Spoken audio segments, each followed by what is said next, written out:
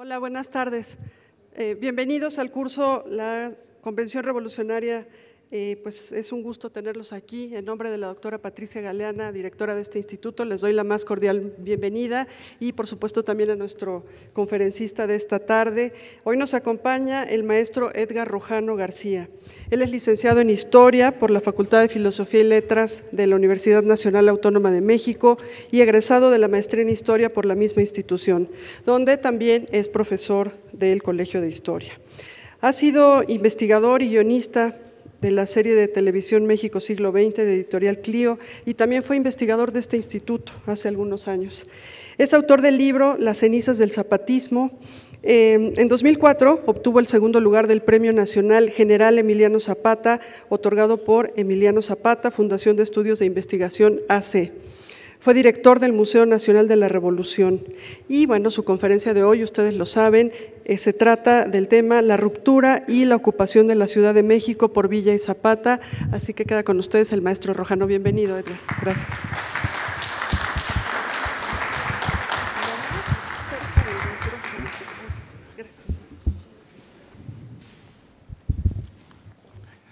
Muy buenas tardes.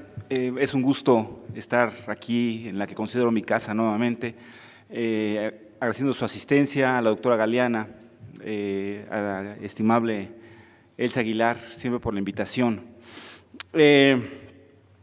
Este seminario sobre la Soberana Convención Revolucionaria ya ha atravesado varios periodos.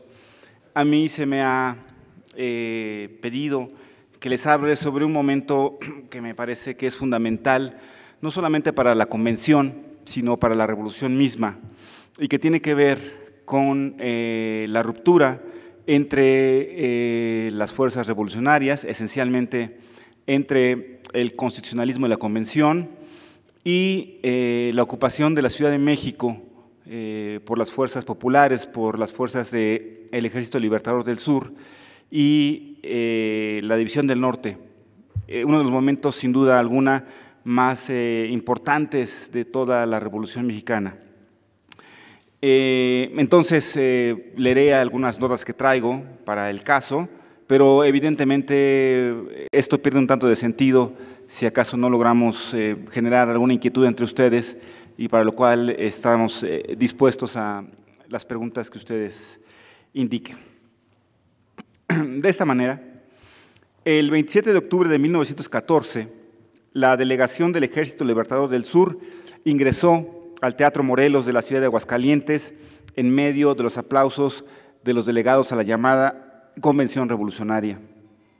Como sabemos, los trabajos habían empezado casi un mes antes y la ausencia del zapatismo no se debía a una mera casualidad. Ese lamentable olvido tenía, cuando menos desde mi punto de vista, dos explicaciones.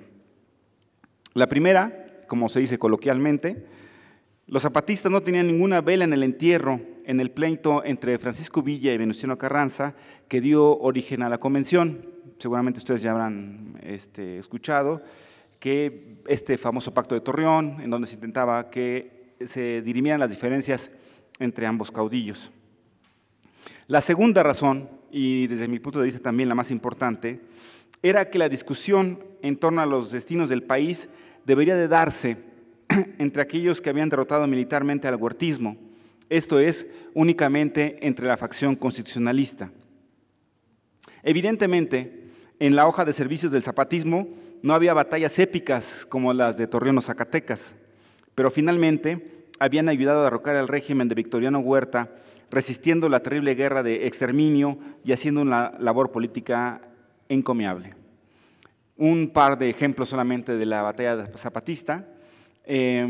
Tuvieron que sufrir la ocupación del Estado por las fuerzas huertistas comandadas por un general llamado Juvencio Robles, que tenía dos tácticas muy conocidas. Una, la reconcentración de los pueblos, esto es, que a la gente, a los pacíficos de los pueblos se les sacaba y se les enviaba a una ciudad más grande, principalmente Cuernavaca o Cuautla, y en otras veces se les sacaba del Estado para minar la base social del zapatismo. Y por otro lado, se encargaba de quemar los pueblos. ¿no? Entraban e incendiaban los pueblos y la gente salió huyendo del estado que prácticamente quedó abandonado durante la revolución, el estado de Morelos. Igualmente, en la parte política, habría que recordar que Pascual Orozco Padre es enviado como delegado para conferenciar con Zapata e intentar llegar a un arreglo para que se unan al huertismo, y si bien Zapata lo recibe junto con Otilio Montaño, finalmente no aceptan el pacto de paz que le propone el huertismo y terminan fusilando a Pascual Orozco Padre. Esas acciones, por mencionar algunas, fueron importantes para mantener a la capital libre del huertismo. El general Felipe Ángeles, ya entonces cercano villista, llamó la atención sobre tan importante ausencia y pidió que se invitara a Zapata y a sus hombres. Con ello, no solo se reconocía la justeza de la lucha campesina, la demanda de la devolución de tierras, sino también se les consideraba un interlocutor válido para alcanzar acuerdos que dieran rumbo a la revolución. La invitación al zapatismo generó entre los delegados a la convención una gran expectativa, lo que ocasionó que fueran extremadamente cuidadosos para mandar una comisión que se entrevistara con Zapata en Morelos. Por ejemplo, se discutió cuántos miembros y quiénes deberían de formar esa comisión, además del general Felipe Ángeles, que también habría que recordar, había estado en campaña en Morelos y conocía muy bien a los zapatistas. Todo ello, este cuidado meticuloso para nombrar a la comisión, para evitar molestar al general Zapata, causarle algún disgusto que evitara que él aceptara asistir a la convención.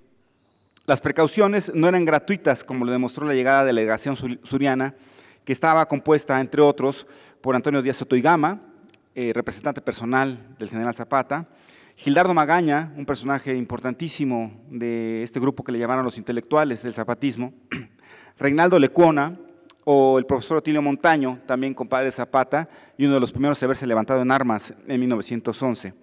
Todos ellos estaban encabezados por el periodista Paulino Martínez. Las palabras de Martínez al ingresar a la sala de sesiones del Teatro Morelos parecían darle la razón a los convencionistas sobre la cautela que había que tener con el zapatismo. En un discurso alejado totalmente de lo políticamente correcto, Paulino Martínez dejó en claro la postura zapatista ante la convención, empezando por aclarar por qué no se habían unido al constitucionalismo. Según palabras del periodista, el zapatismo tenía una conciencia plena de lo que debía ser la ley basada en la justicia y que todo gobierno debía estar legítimamente representado por la voluntad popular. A lo que seguía, Zapata y los suyos consideraban, y aquí cito textualmente, que han sufrido una lamentable equivocación los que han creído que por el hecho de llegar en son de triunfo a la capital de la República con un plan de Guadalupe en la mano, podrían ese plan imponer a la nación un gobierno provisional que no era el acuerdo armonioso y leal entre el pueblo y los demás grupos revolucionarios de toda la República. Esta postura de reducir la revolución a lo meramente político que enarbolaba, o que a los ojos del zapatismo enarbolaba el constitucionalismo, se anteponía al programa social del zapatismo. Decía el propio Paulino Martínez: tierra y libertad, tierra y justicia para fundamentar la libertad económica del pueblo, no privilegios para determinado grupo social, sin igualdad política ni bienestar colectivo para los habitantes de la República. Un hogar para cada familia, una torta de pan para cada desheredado de hoy, una luz para cada cerebro en las escuelas granjas que establezca la revolución después del triunfo. Esto es importante, porque más allá de las precauciones que tomó los convencionistas, los zapatistas, es como un tanto de llamar la atención la poca cortesía, por llamarlo de alguna manera, de Paulino Martínez. Ellos llegaron blandiendo armas a la convención y dejaban muy clara su postura de no ser, si en este momento no son propiamente enemigos del constitucionalismo, sí plantean que son distintos a la gente de Carranza. Los dichos de Martínez tenían historia y Carranza lo sabía perfectamente. Representantes del primer jefe habían visitado entre julio y agosto de 1914 al general Zapata en el estado de Morelos. El doctor Atl, uno de ellos, Gerardo Murillo, Luis Cabrera, en la eminencia gris detrás de Carranza, y Antonio I. Villarreal. Estos dos últimos le informaron el sentir del jefe agrarista una vez que se habían entrevistado con él. El zapatismo tenía completa desconfianza hacia el constitucionalismo. Consideraba como una falta de compañerismo el que tropas constitucionalistas hubieran entrado a la Ciudad de México sin antes procurar un acuerdo con Zapata. Este pasaje también es importante porque una vez que se firman los tratados de Teoloyucan, que Obregón firma los tratados de Teoloyucan, el zapatismo está rodeando la capital de la República por el sur, ¿no?, que es su zona de influencia. Y sin embargo, le ponen tropas constitucionalistas para evitar que ellos ocupen la Ciudad de México antes de que lo haga Obregón y su gente. Esto no le parece evidentemente al zapatismo, que cuando menos dice, como una cortesía, debieron de tomarlos en cuenta para la ocupación de la Ciudad de México en ese momento. Zapata interpretaba como una actitud sospechosa que Carranza no hubiera hecho una declaración de sus principios políticos y agrarios, y se señala como indicio francamente antidemocrático el que el jefe del ejército constitucionalista se hiciera cargo del poder ejecutivo de la nación sin acuerdo de todos los jefes revolucionarios del país. Aunque tal vez el punto más importante y que Zapata les hizo saber era que para hacer la paz en la República era indispensable que se adoptara puntualmente el Plan de Ayala. El Plan de Ayala, como ustedes deben de saber, surgió como respuesta a la negativa de Francisco I. Madero de devolver las tierras o de cumplir con su promesa de devolver las tierras a los pueblos de Morelos. Y si bien es cierto que el Plan de Ayala gira esencialmente en torno a la cuestión agraria, a la devolución de las tierras, a la indemnización de las tierras, también tiene un planteamiento político en términos de desconocer a todos los gobernadores y evidentemente al propio Madero y nombrar nuevas autoridades, lo cual extrapolan hasta este momento de la revolución. Zapata les dijo a Villarreal y Cabrera que la revolución de Guadalupe, el Plan de Guadalupe, no era más que un incidente, y así lo reportan tanto Cabrera como Villarreal, un incidente en el movimiento nacional que debía considerarse supeditado al Plan de Ayala, que sí tenía principios y tendencias bien definidas, mientras que el Plan de Guadalupe no era más que un plan para cambio de gobierno. Podríamos imaginar los ojos del primer jefe al escuchar estas palabras, ¿no? Así, pensando, y Zapata que se piensa, ¿no? ¿Cómo supeditar su movimiento al del jefe rebelde? Entonces, no resultó raro que los zapatistas plantearan al pleno de la convención desde su llegada la adopción del Plan de Ayala. La pregunta entonces que flotaba en el ambiente era, conociendo la postura zapatista sobre Carranza, la opinión que tenían sobre el primer jefe y su idea de la revolución, ¿hasta dónde iban a llegar? ¿Qué tan radical podía ser la revolución? La mayoría de los delegados norteños cuidaron en un primer momento las formas al empezar a discutir el Plan de Ayala y no hablaron en su contra, más bien le hacían ciertas observaciones. 4 testimonios del momento. Manuel Aguirre Berlanga sostenía que el Plan de Ayala solo pide tierras y es preciso hacer reformas en el orden administrativo, penal, civil, en la enseñanza y en el sistema electoral, entre otras cosas. Francisco de P. Mariel estaba de acuerdo en aceptar y apoyar los principios del Plan de Ayala, pero también que se tenía que sostener la idea de que fueran solamente unas ideas que darían forma a un nuevo plan que saldría de la convención. Eduardo Jay dijo ante la Asamblea que no se debería considerar al Plan de Ayala como un principio, sino como simplemente un programa de gobierno. Y el último testimonio, este es importantísimo porque es de un personaje íntimamente ligado a Carranza, Álvaro Obregón, decía en la soberana convención, en la entonces Convención Revolucionaria: no estoy reñido con los principios del Plan de Ayala que están en la conciencia de todo revolucionario, pero, decía Obregón, creo que debemos estudiarlo con más detenimiento. Finalmente, el Plan de Ayala fue adoptado por unanimidad y en buena manera ahí se dejó ver el camino que seguiría la convención. Aunque dicha resolución pasó un tanto desapercibida ante los nubarrones que se cernían ante la convención.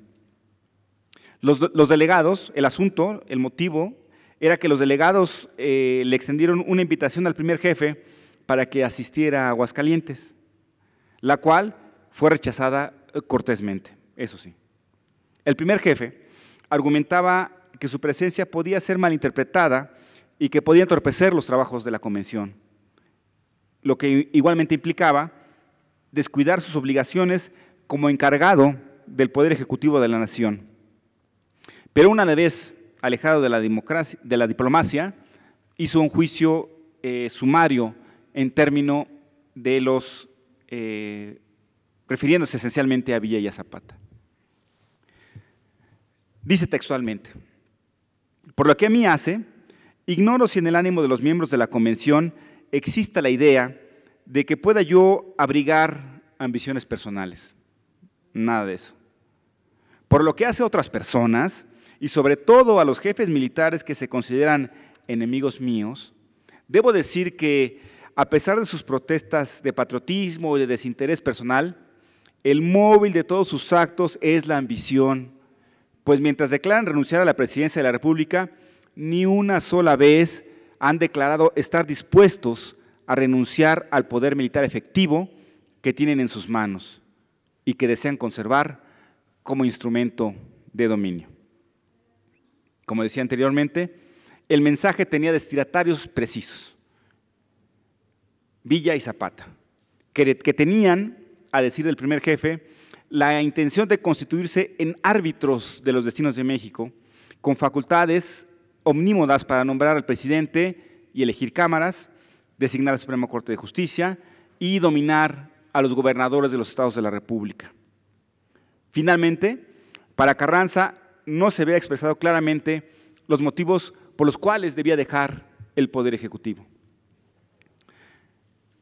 Precisamente esta última cuestión, la posibilidad de que hubiera un relevo en el poder, abrió un nuevo capítulo entre la pugna entre Carranza y Villa, a la que se sumó el general Emiliano Zapata. El primer jefe ponía como condiciones para dejar su cargo que se instalara un gobierno preconstitucional que llevara a cabo las reformas sociales y políticas que necesitaba el país y que los generales Villa y Zapata renunciaran al mando de sus fuerzas y se expatriaran junto con él. Ante la polarización de las posiciones, el desenlace parecía previsible. Carranza fue declarado entonces en rebeldía y tuvo que trasladarse con su gobierno al puerto de Veracruz, mientras que Villa y Zapata se convirtieron en el sostén del régimen de la Convención. Definidos los bandos, el 1 de noviembre de 1914 se reunieron los convencionistas para elegir a un presidente interino de la República. El general Antonio Villarreal era uno de los prospectos más fuertes, solo que fue vetado por los zapatistas. Inmediatamente, el general Álvaro Obregón inició sus cabildeos para buscar otro candidato que resultó ser el general Eulalio Gutiérrez, gobernador y comandante militar de San Luis Potosí. El general Gutiérrez fue electo para el cargo por 79 votos a favor y 49 en contra, tampoco mucha unanimidad. E hizo de la protesta de ley como presidente provisional de la República a las 12 horas del día 6 de noviembre de 1914.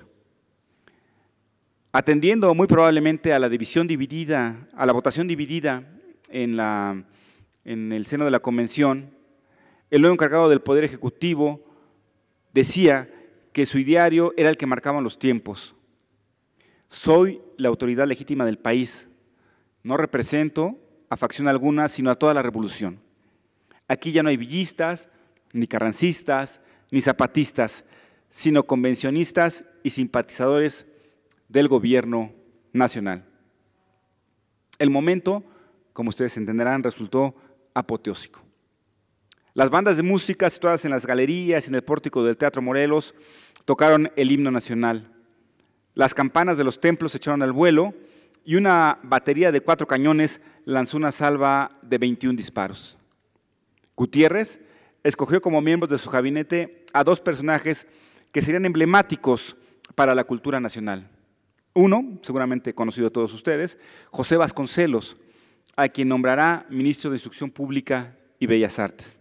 El otro, el ingeniero Valentín Gama, encargado del Ministerio de Fomento, Colonización e Industria.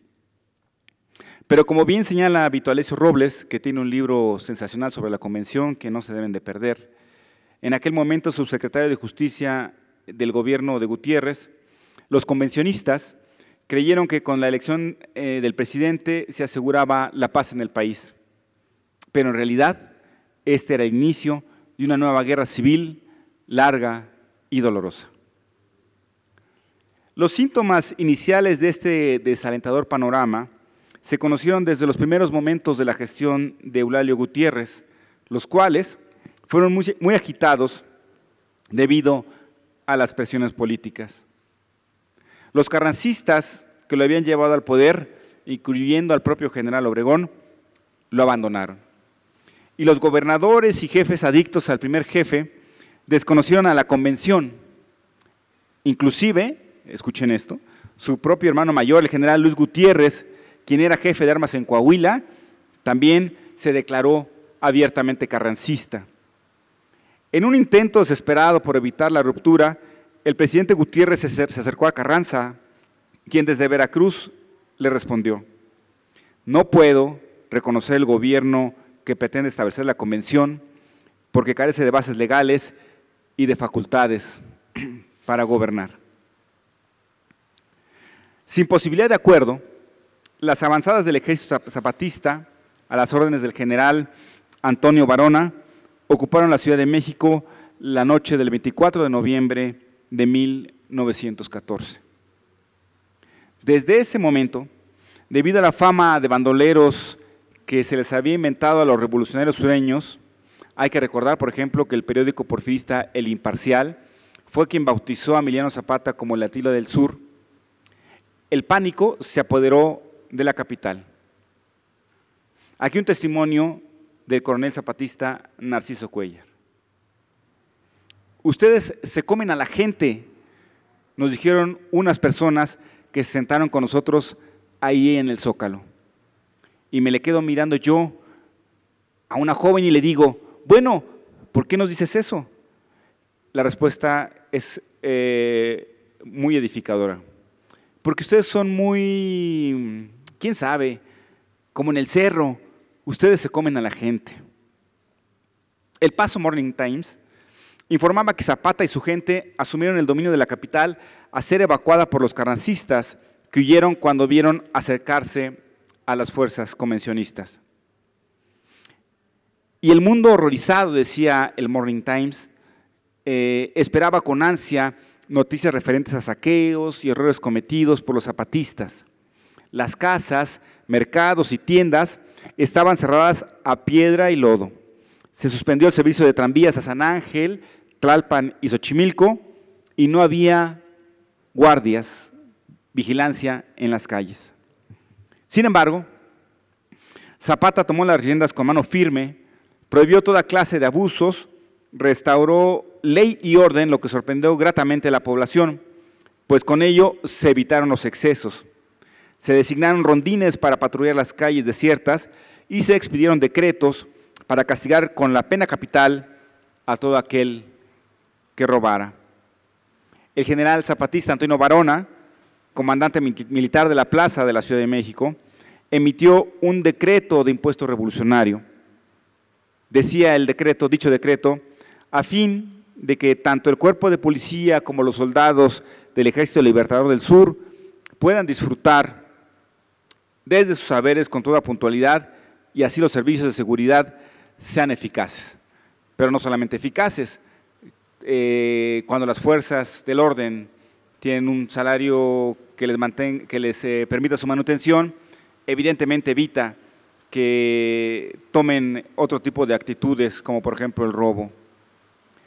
Los zapatistas entonces resultaron ser tan pacíficos que se les podía ver tocando las puertas de las casas para solicitar que se les diera un taco.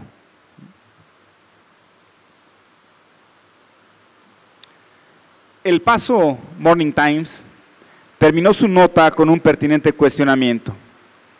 El mundo puede preguntar ahora si todas las atrocidades atribuidas al general Zapata no fueron solo viles calumnias.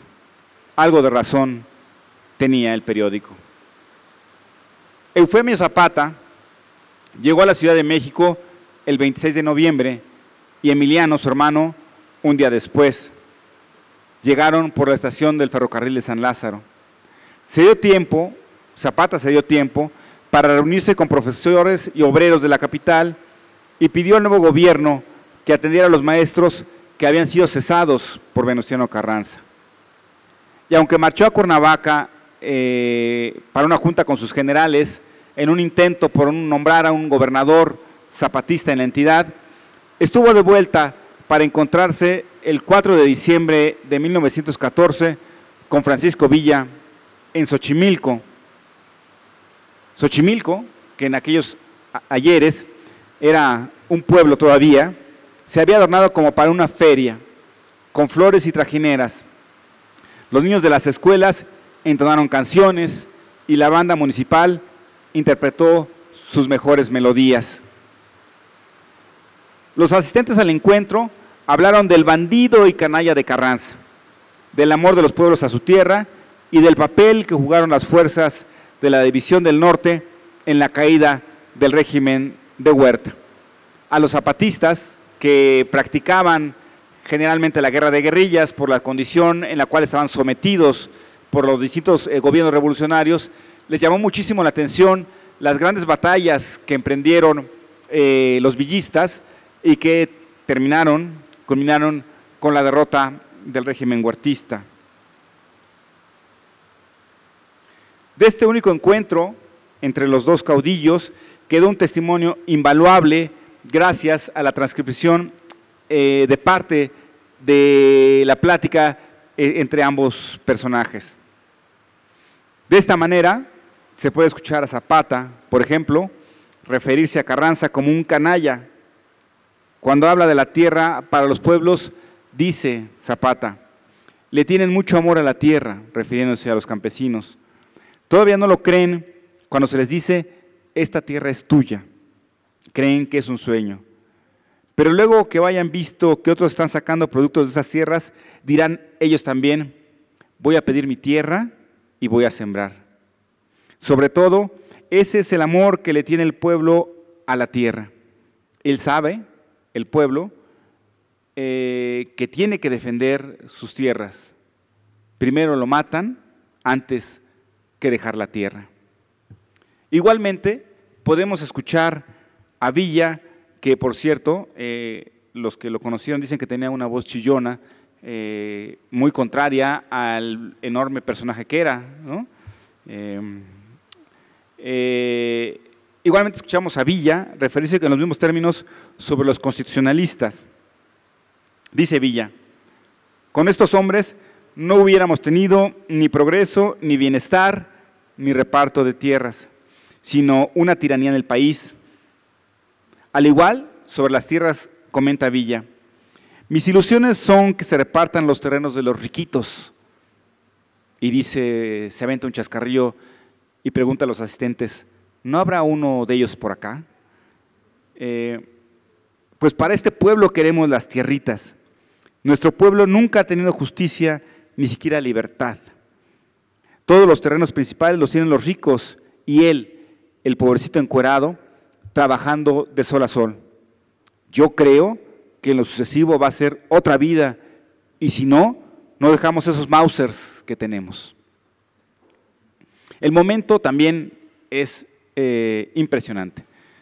Una famosa anécdota que tal vez conozcan es que Zapata tomaba coñac, y entonces en la mesa donde están reunidos sirven coñac, pero Villa es abstemio, Villa no toma, y entonces un poco Villa quiere ser como Cortés, toma un trago del alcohol y está a punto de ahogarse, ¿no? Entonces después pide mejor un vasito de agua.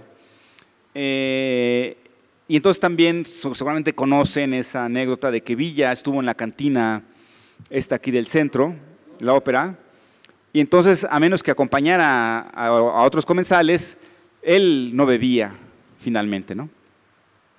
El momento es de grandes esperanzas que se reflejan en los discursos de los intelectuales que acompañan a ambos caudillos. Don Paulino Martínez dice: señores, esta fecha debe quedar burilada con letras de diamante en nuestra historia, porque en mi humilde concepto, este es el primer día del primer año de la redención del pueblo mexicano. Es la aurora de su felicidad, porque dos hombres puros, dos hombres sinceros, que no tienen doblez ninguna, que han nacido del pueblo, que sienten sus dolores y que solo luchan por ver a ese pueblo humilde y feliz, en este día, como he dicho, comienza la redención del pueblo, porque ellos sabrán cumplir con lo que han prometido en sus respectivos programas. Ese mismo espíritu invade al general villista Roque González Garza. Generales Villa y Zapata, los destinos de la patria están en vuestras manos. Escuchad los desinteresados consejos de los que colaboran con vosotros y no dejéis para mañana la indicación precisa y oportuna en estos momentos de que ninguno de vosotros debe aspirar a ningún puesto público. Esto en referencia evidentemente al primer jefe. El general Zapata en el sur está obligado a garantizar el triunfo de la revolución y vos, señor general Villa, estáis obligado a garantizar el triunfo de la revolución en el norte. De este encuentro se desprendió lo que conocemos como el Pacto de Xochimilco, el famoso Pacto de Xochimilco, que en pocas palabras establecía que Villa surtiría de armas y municiones a los zapatistas para continuar la lucha contra el constitucionalismo. En esa entrevista, Villa se confiesa y un poco da a entender que él ya veía ver el desenlace del rompimiento con Carranza y dice: y como ese viejo es un mañoso, yo me puse a comprar armas que ahí tengo guardaditas, ¿no? A la histórica reunión siguió un imponente desfile conjunto de la División del Norte y el Ejército Libertador del Sur, que se celebró el domingo 6 de diciembre de 1914. Las crónicas hablan de entre 30 y 58,000 hombres. Imagínense ustedes el desfile enorme que había y que muchos cuerpos, sobre todo de la División del Norte, no pudieron llegar al Zócalo porque ya estaba lleno cuando las primeras fuerzas habían ingresado a la plancha del Zócalo. Ese enorme ejército de miles de hombres recorrieron las calles de la ciudad. Las fachadas de las casas estaban engalanadas con banderas y las avenidas estaban pletóricas del gentío que se apretujaba para conocer a los caudillos. En la avenida Madero, la multitud gritaba a los cuatro vientos: ¡Viva Villa! ¡Viva Zapata! Al tiempo que caía sobre las espaldas de estos una verdadera lluvia de flores, confeti y serpentinas. La calle Madero, que como también deben saber, fue bautizada por el propio Francisco Villa en homenaje al llamado mártir de la democracia. El Ejército Libertador del Sur marchaba a la cabeza del contingente, llevando consigo, como ustedes también habrán visto las fotografías, el estandarte de la Virgen de Guadalupe. No hay una Virgen más revolucionaria que la de Guadalupe, ¿no? Habría que recordar al cura Hidalgo y en 1914 a los zapatistas. Detrás venía la División del Norte, que marchaba junto con ellos los cañones utilizados en las célebres batallas de Torreón y Zacatecas. La columna villista estaba encabezada por el general Felipe Ángeles. El presidente Eulalio Gutiérrez, los ministros y altos funcionarios y diplomáticos ocuparon los balcones del Palacio Nacional para presenciar el desfile. Posteriormente se sumaron los generales Zapata y Villa. Este último aprovechó la ocasión para divertirse un momento sentándose en la silla presidencial.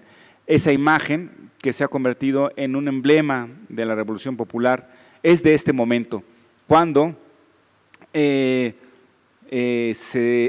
toman la fotografía en Palacio Nacional y se dice que Villa le pide a Zapata que se siente y él no lo acepta y él finalmente se sienta, ¿por qué no?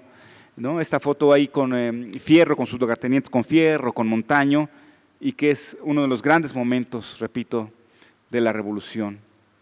Posteriormente se sirvió un banquete del cual José Vasconcelos en sus memorias dejó una viva descripción.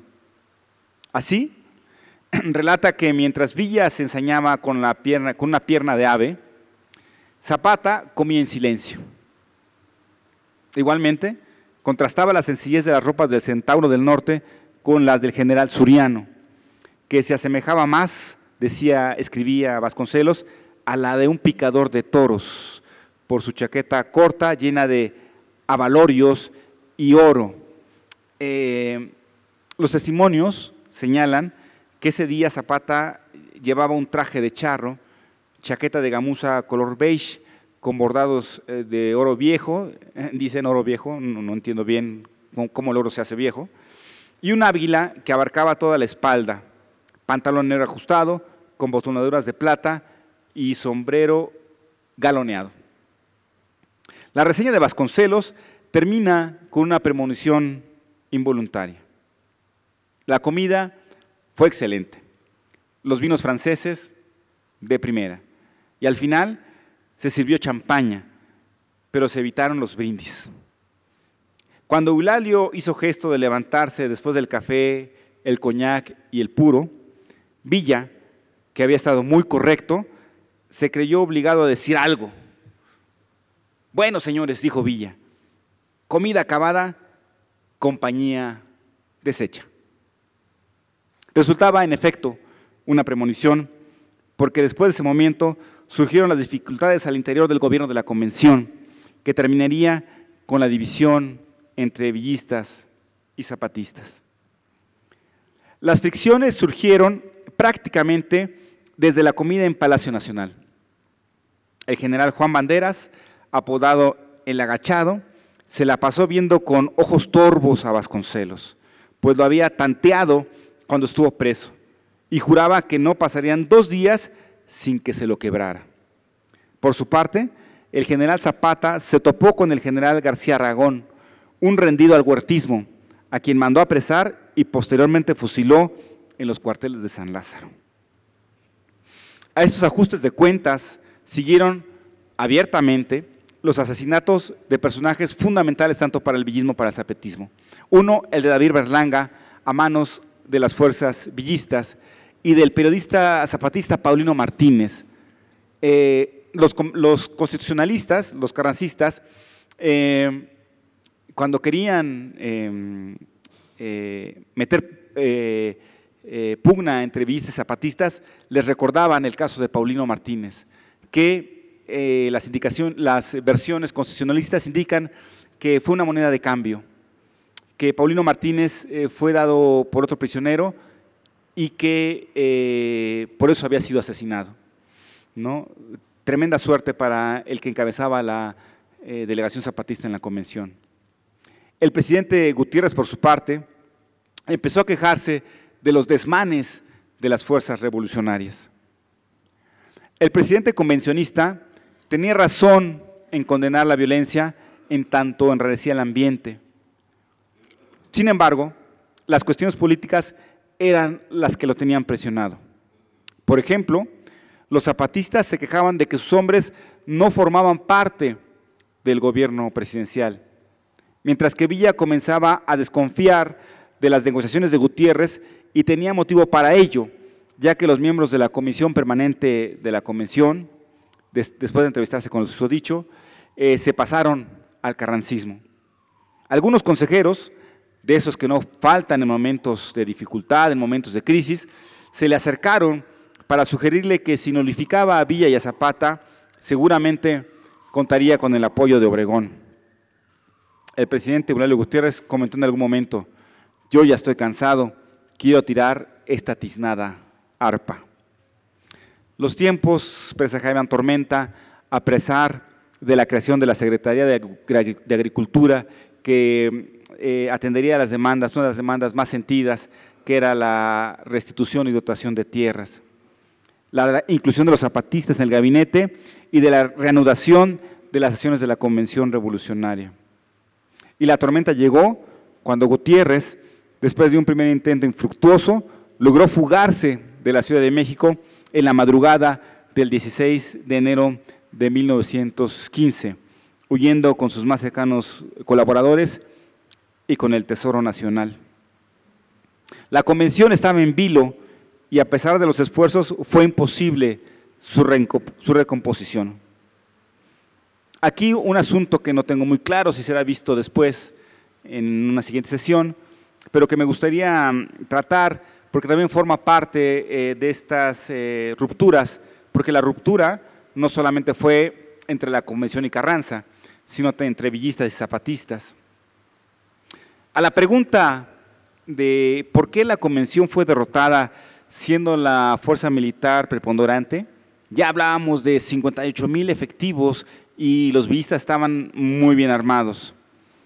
A esta pregunta le hemos dado generalmente una respuesta en el ámbito militar, que Villa fue derrotado en las famosas batallas del Bajío por Obregón y sus hombres y por Plutarco Elías Calles, en donde, por cierto, Obregón perdió su brazo derecho, o también en el ámbito militar, a que Villa no cumplió con su promesa de dotar de armas a los zapatistas. Sin embargo, desde mi muy particular punto de vista, parecía que no hay una, sino varias respuestas a esta pregunta. Una de ellas, la concepción propia de los villistas que tenían sobre los zapatistas. Y el siguiente testimonio me parece que es también muy esclarecedor de cómo los villistas concebían a los zapatistas y finalmente de una visión totalmente distinta, de una forma de vida como es la de los norteños y la de los sureños, en el caso de los zapatistas en Morelos. Este testimonio es parte de una entrevista que hizo la doctora Eugenia Meyer al general brigadier Ernesto Ríos. Le pregunta a la doctora Meyer: ¿qué opinaban ustedes de los zapatistas, general? Y le respondió el brigadier Ríos: bueno, mire usted, la situación de la gente del norte y la de aquí del sur era muy distinta. La gente de nosotros, de la división del norte, era una gente equipada completamente con elementos de Estados Unidos. A mí me llamó la atención que cuando fuimos a Xochimilco, el general Villa y Zapata tuvieron una reunión ahí. ¿Cuál sería mi sorpresa? Que llegando a Xochimilco y había puros calzonudos ahí. Y transcriben la risa. Otra pregunta: ¿ustedes no se esperaban así a los zapatistas? Y la respuesta: pensamos que serían una gente organizada como la nuestra, pero acá eran puros pobrecitos. O sea, que a los ojos de algunos villistas, los zapatistas eran unos calzonudos pobrecitos. Una respuesta más estaría en las intrigas políticas de las que los zapatistas no estuvieron exentos. También, generalmente, hemos idealizado, me parece, o hemos construido, y mea culpa también, al zapatismo como un movimiento acrisolado, pero no es así. Por ejemplo, el general Roque González Garza, que sustituye al poder a Eulalio Gutiérrez, en ese momento encargado del Poder Ejecutivo de la Convención, acusó abiertamente al general Manuel Palafox de una conducta criminal en contra del gobierno, por lo que se acordó que quedase fuera de su encargo ministerial, a pesar de las gestiones que personajes importantes como Zapata y Soto y Gama hicieron a favor de Manuel Palafox. Pero ante el evento, los zapatistas idearon, dicen, una maniobra. Provocaron un cambio en la mesa directiva para que automáticamente cesara el general González Garza como encargado del Poder Ejecutivo, cuestión que finalmente sucedió, ¿no? En palabras llanas, los que tumbaron a González Garza fueron los zapatistas. Otro testimonio en este sentido, este de Vasconcelos, quien narra que los políticos zapatistas, dice él, esto literal, encabezados por un tal Palafox, atosigaban al presidente Eulalio Gutiérrez con sus exigencias. No se conformaban con unos cuantos puestos, querían que todo el gabinete fuera zapatista. Muy particularmente pedía a Palafox mi retiro, quería suplantarme en el oficio de canciller. Era Palafox, esta es la descripción también, que Vasconcelos también, que es el gran maestro de América, que es uno de los intelectuales más importantes de este país, sin duda alguna, pero tenía ciertos rasgos elitistas. Era Palafox, escribía Vasconcelos, un tinterillo de la capital, uno de esos que se agregaron a Zapata en las postrimerías de la lucha. Por medio de la intriga, se había hecho de su confianza, desalojando aún a los viejos consejeros del caudillo del sur, como el propio Otilio Montaño. Esto último es cierto. Tiempo después, Palafox será defenestrado por el zapatismo, entre otras cosas, bueno, un poco por su actuar político, pero ya en el colmo de la defenestración se le sacaba a colación sus preferencias sexuales. Pero más allá de las intrigas políticas, había definiciones de fondo entre villistas y zapatistas expresadas cabalmente por Antonio Díaz Soto y Gama, representante personal, como había dicho, del general Zapata. Para Soto y Gama, los villistas eran más moderados en sus reivindicaciones revolucionarias, aspiraban más bien a introducir la moderación y el orden en la revolución. No sé qué puedan decir los especialistas en Villa sobre este punto. No así los zapatistas, que según Soto y Gama, exigían la inmediata supresión del orden establecido, refiriéndose evidentemente al porfiriato, para la puesta en marcha de los preceptos contenidos en el Plan de Ayala. Colocados, escribía Soto y Gama años después, en esa situación de equilibrio inestable, sucedió lo que tenía que suceder. Los choques y los conflictos surgían a cada instante, entre dos grupos que se disputaban el predominio en lo social, en lo ideológico y en lo gubernativo. Así, la convención villista zapatista se fue desintegrando hasta quedar compuesta solo por miembros del Ejército Libertador del Sur, quienes finalmente expidieron en Jojutla, Morelos, en 1916, el programa de reformas político y sociales de la convención. Entre este grupo de personajes zapatistas, la convención se fue degradando totalmente y conformaron un llamado Consejo Ejecutivo de la Convención, que estaba compuesto, entre otros, por Otilio Montaño, Genaro Amezcua, el mismo Soto y Gama, Miguel Mendoza, y que terminaron por dar redacción no solamente al programa de reformas, sino a un conjunto de leyes que, como la ley del divorcio, la ley del trabajo o la ley de la supresión del ejército, que era una respuesta de la convención ante también lo que era eminente, el llamado de Carranza a un constituyente para dar un nuevo marco legislativo al país. Finalmente, a modo de conclusión, esperando conocer sus comentarios, en algún momento alguien me hacía una pregunta sobre el fracaso de la convención. Y yo les decía, mi respuesta era que a mí me gusta ver el asunto, digamos, de forma positiva. Y fracaso no es precisamente una palabra que me sea, de mi agrado. ¿Por qué? Porque a pesar de que en efecto la convención no llegó a ser gobierno, sí sus aportes fueron fundamentales para la construcción del México posrevolucionario. Imaginemos solamente un par de cuestiones. Una, que el zapatismo y el villismo eran gente, la mayoría de todos ellos del pueblo, y a excepción de algunos cuantos letrados, ninguno de ellos tenía ninguna referencia en torno, por ejemplo, a legislar. Y entonces la pregunta es, ¿con qué autoridad estos personajes se daban a la tarea de decretar leyes? Y sin embargo lo hicieron. Y la otra tiene que ver, y esto es importantísimo, con algo que sostenía el zapatismo en términos de la democracia popular. El poder durante el porfiriato, como ustedes deben de saber, se ejerció de una manera pues, patriarcal, ¿no? Don Porfirio delegaba el poder en los gobernadores y los gobernadores en los congresos locales y los congresos locales con los jefes políticos y, como decía Luis González, todos estos miembros del poder porfirista no abandonaban el poder hasta que lo sacaban con las patitas por delante.